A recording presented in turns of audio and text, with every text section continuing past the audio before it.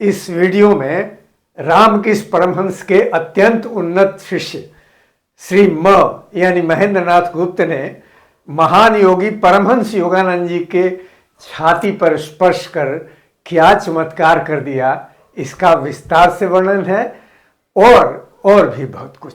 नमस्कार, मैं हूं विनय बिहारी सिंह। मेरे YouTube channel tea break with Vinay Bihari Singh पर आपका बहुत बहुत स्वागत है। आइए चलते हैं और इस अत्यंत रोचक घटना को विस्तार से जानते हैं।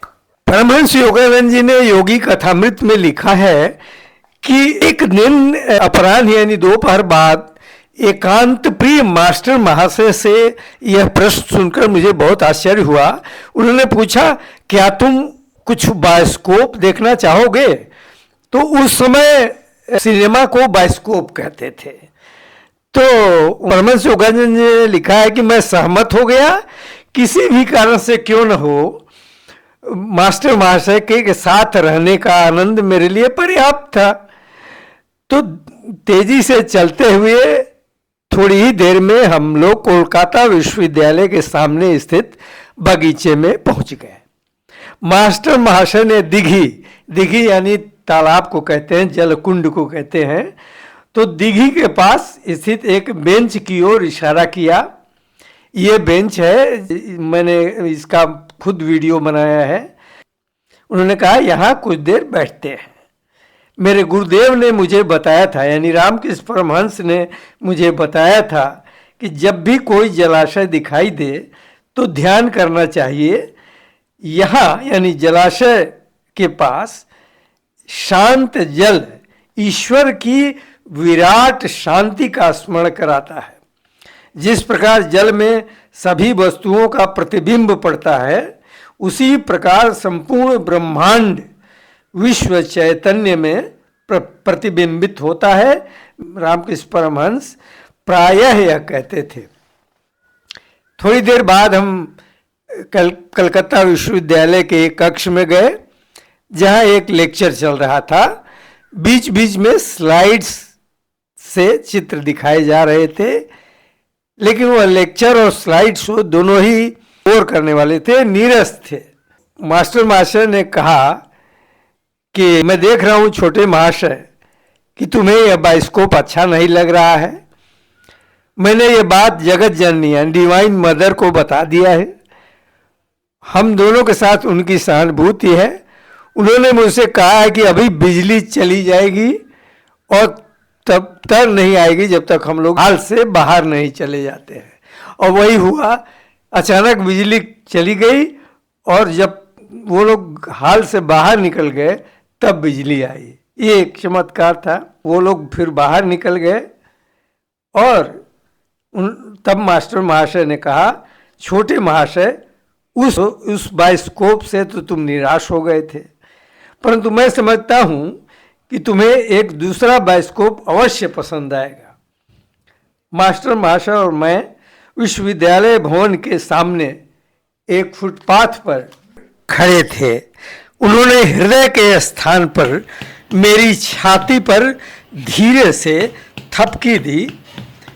उसी के साथ मुझ पर एक अद्भुत निस्तब्धता छा गई, जैसे आधुनिक टाकीज से साइलेंट मूवी निस्तब्ध यानी कि मूक चलचित्र चलते हैं, उसी प्रकार विधाता के हाथ ने किसी अगम्य चमत्कार के द्वारा जगत के सारे कोलाहल का गला घोंट दिया। पदयात्री, ट्राम गाड़ियाँ, मोटर कारें, बैलगाड़ियाँ, लोहे के चक्कों वाली घोड़ा गाड़ियाँ सब बिना कोई आवाज़ किए इधर से उधर आ जा रहे थे। मैं अपने पीछे, दाएं बाएं के सभी दृश्य वैसे ही देख रहा था जैसे अपने सामने के दृश्य। मानो मेरी दृष्टि सर्वव्यापी हो गई हो। कोलकाता के उस छोटे से हिस्से की समस्त गतिविधियों का परिदृश्य मेरे सामने बिना कोई आवाज किए चल रहा था। राख की पतली परत के नीचे नजर आने वाली आग की दीप्ति के समान मध्यम प्रभा सारे परिदृश्य में व्याप्त थी। मेरा अपना शरीर उस परिदृश्य में विद्यमान अनेकानेक परछाइयों से अधिक कुछ भी नहीं लग रहा था। फर्क सिर्फ इतना था कि मेरे शरीर की परछाई निश्चल थी, जबकि अन्य सभी परछाइयाँ बिना किसी आवाज़ के इधर उधर आ जा रही थीं। कई लड़के जो मेरे मित्र ही थे मेरी ओर आए और चले गए, लेकिन लगा जैसे वो मुझे पहचानते ही नहीं हैं। इस अद्वितीय मूक नाट्य ने मुझे एक अवर्णनीय आनंद से विभोर कर दिया। मैं किसी अमृतानंद के झरने से जी भरकर अमृत पान कर रहा था। अकस्मात मेरी छाती पर पुनः मास्टर महाशय का कोमल आघात हुआ। जगत का और सारी आवाज़ें फिर से सुनाई देने लगी। मैं लड़खड़ाया जैसे किसी ने अत्यंत नाजुक स्वप्न से निष्ठुरतापूर्वक जगा दिया हो। वह दिव्य मदिरा मेरी पहुंच से बाहर हटा दी गई थी। छोटे महाशय, मैं देख रहा हूं कि यह दूसरा बाइस्कोप तुम्हें अच्छा लगा। मास्टर महाशय मुस्कुरा रहे थे। मैं कृतज्ञतावश उनके सामने भूमि पर माथा टेकने के लिए झुकने लगा तो उन्होंने कहा, अब तुम मेरे साथ यह नहीं कर सकते। तुम जान गए हो कि भगवान तुम्हारे देह मंदिर में भी स्थित है। मैं जगन माता को तुम्हारे हाथों के माध्यम से अपने चरणों को छूने नहीं दूंगा। यदि किसी ने सीधे साधे विनम्र मास्टर महाशय को और मुझे उस समय उस भीड़ भरे फुटपाथ से दूर जाते देखा होगा तो उसे अवश्य ही संदेह हुआ होगा कि हम दोनों नशे में धुत हैं।